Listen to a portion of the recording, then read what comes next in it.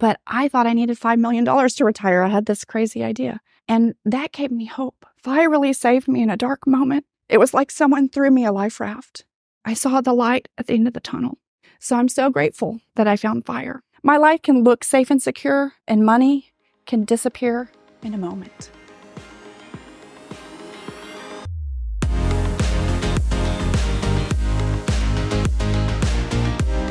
Thank you. I'm so excited to be speaking to you guys about slow travel and international geo arbitrage on your pre and post FI journey.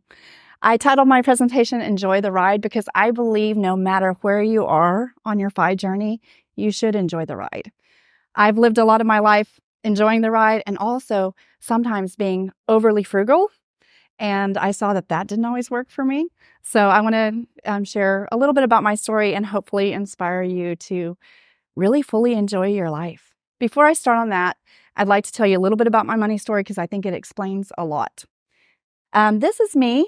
And as you can see, I am much younger than my 3 older sisters. I was not a mistake. I like to say I was a surprise late in my parents' life. And when I was 12 years old, something happened that changed the trajectory of my life. So I want to tell you about that day because it made a big impact on me. When I was 12, my 3 sisters were already in college. And it was the 4th of July. And I was standing on the edge of a wheat field on the plains of West Texas. It was Independence Day, so I was watching fireworks explode in the night sky with my parents by my side. My dad lit a sparkler, wrote me a message in the air, and handed it to me. Then we all piled in our family car. It was a station wagon with the fake wood paneling on the side. You know that car? Not a cool car. But sitting in the back seat with my dad at the wheel and my mom sitting next to him, I felt safe. 1 hour later, I'm sitting on the couch. My dad sits next to me, and he tells me he's leaving. My parents are getting a divorce. I couldn't believe what I was hearing. My parents never fought. My family felt happy and secure. Later, I found out he had a new, younger girlfriend, an aerobics instructor. My dad handed the station wagon over to my mom and bought himself a new sports car. And there was only room for one other person in that new car, and that seat wasn't for me. I moved from the back seat to the front seat of the station wagon to support my mom during this time. And she was in shock, she was heartbroken, and her biggest concern was money. As a 12-year-old girl, I listened to her concerns, but I didn't know how to help. My dad had money. He was a lawyer, but yet he said he could not pay child support fully. So we sold our family home. We moved to a new state. My mom went back to college, and I suddenly felt like the poor kid in school. I really struggled with confidence and worthiness issues. During this time, I made 3 decisions. Number 1, my life can look safe and secure, and money can disappear in a moment. 2, I will never be vulnerable like my mother. I will never depend on a man financially. And also, I'm going to block off my heart a little bit. I didn't fully trust men for a lot of my life. And 3, I am going to work hard and I am going to save money to be safe and secure. And save I did.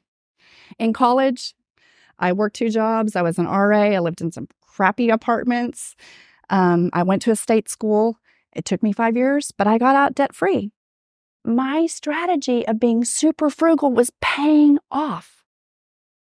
For now. I studied what I love, which was history. There weren't a lot of, surprise, surprise, career prospects with a history degree. So my older sister inspired me to go teach abroad. And I heard you could make decent money. And I applied to work for the Japanese government teaching in Japanese high schools. They paid my flight over there. They paid my accommodation. It wasn't great money, but I'm a frugality expert. So I was able to save. I thought I'd stay for 1 year, maybe 2, but I loved Japan. So I ended up staying 4.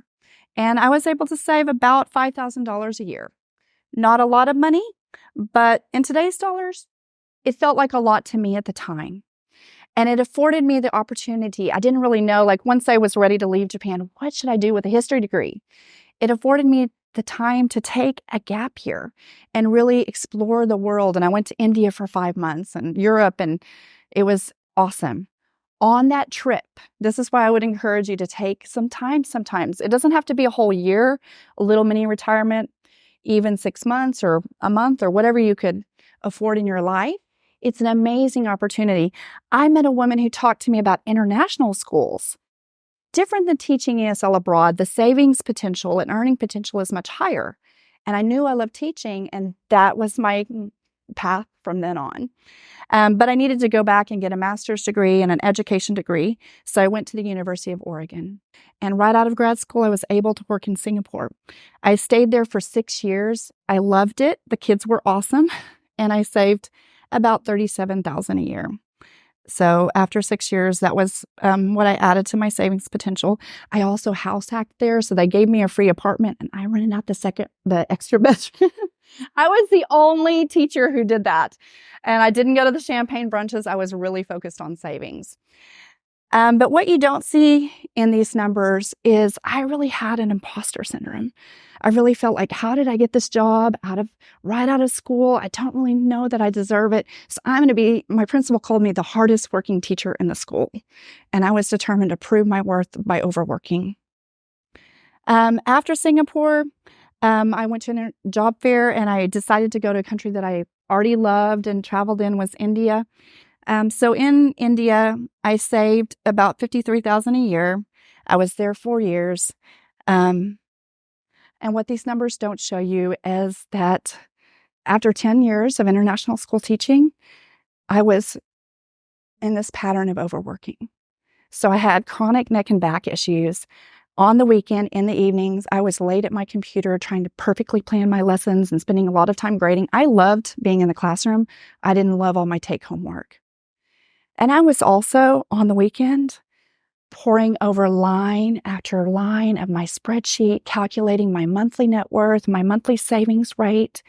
I still did not feel safe with money after all this time.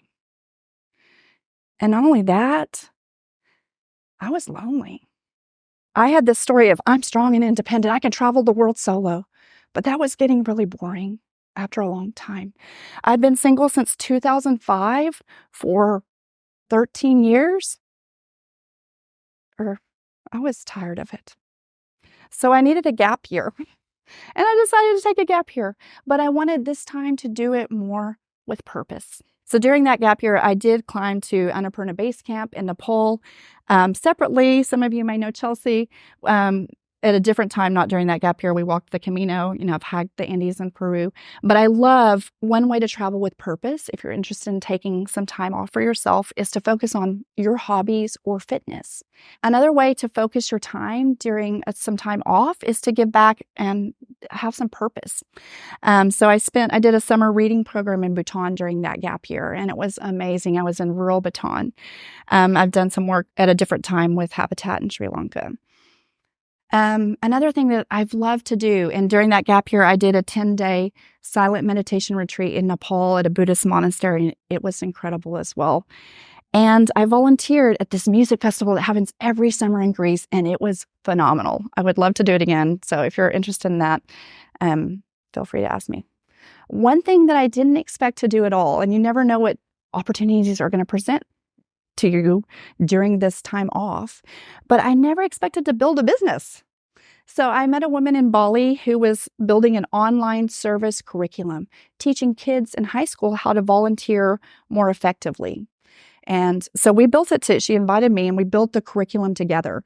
And then we sell this program to international schools. And I also never expected to end up working with this woman who was running retreats, but she had such a big impact on my life. First, I attended her retreat and I was able to heal my relationship with my father. I was able to see all the limiting beliefs I had around trusting men and clear that. I was in a theta state. It was very interesting. She's a super interesting woman. And 4 days later, literally, I met Matthew. expect to get emotional there. But, yeah, I was loving life in Bali. I was riding through the rice fields with my motorbike, with the wind in my hair. Life could not get any better than that. I love the beauty of the people. I love the island. And I finally met my partner. It was beautiful. Except I still had that fear around money. I had that panic. I've spent money for 2 years. No money's come in. And I saw a job for an international school that would allow me to save $90,000 a year. I pulled out my computer, opened my spreadsheet, dusted it off, opened a compound interest calculator. $90,000 based on historical average in 30 years' time will be $970,000. So I took that job. On that flight to Bangkok, to my new job, I was a mess. I was snotty. I was crying. The woman, the flight attendant, asked me if I was okay.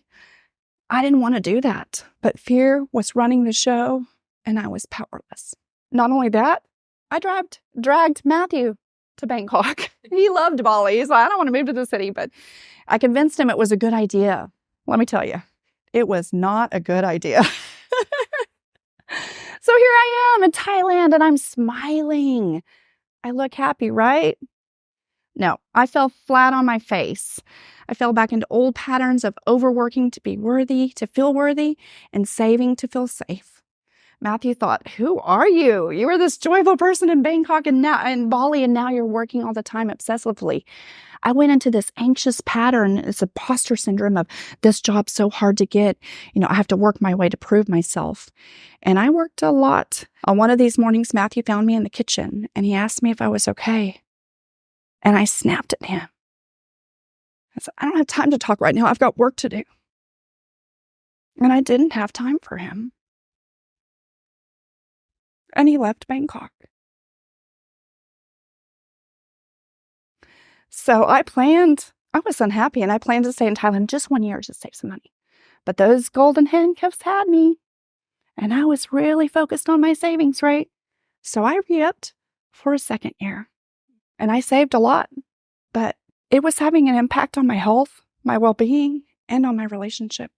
And one of those desperate moments, I went online, and I found a video about Pete riding his bike in Longmont and talking about frugality. And I knew how to do that. I was doing that my whole career.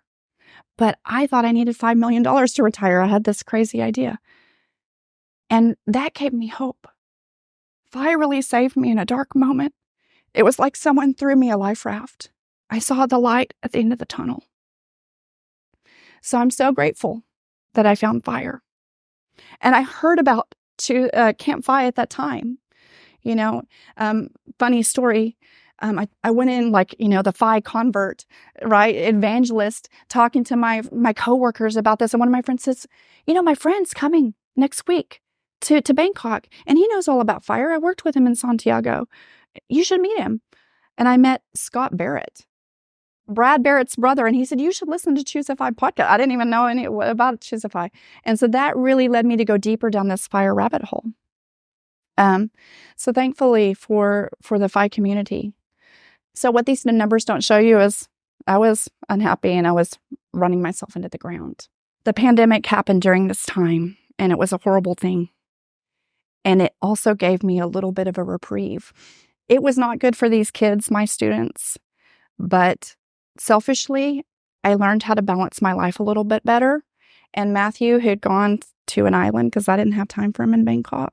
I was able to join him and teach from here online.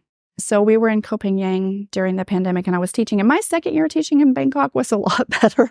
Matthew and I, if we're sharing accommodation, we spend about $40, $50 each per day.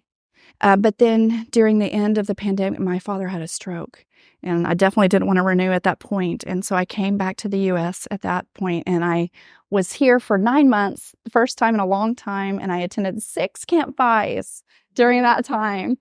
And I was so inspired by this community, and it gave me the dream and the desire to create community where I live in Asia and have events there. And create that opportunity for people who live on that side of the world. While I was in the U.S., we also decided after CampFI January last year, let's try out another location on this side of the world. So we went down to Oaxaca, Mexico, and we spent about similar amounts, $50 per day per person, eating out every day and not living that cheaply. But what we found in Mexico is the kind of accommodation we could get was not nearly as nice as what we got in Thailand.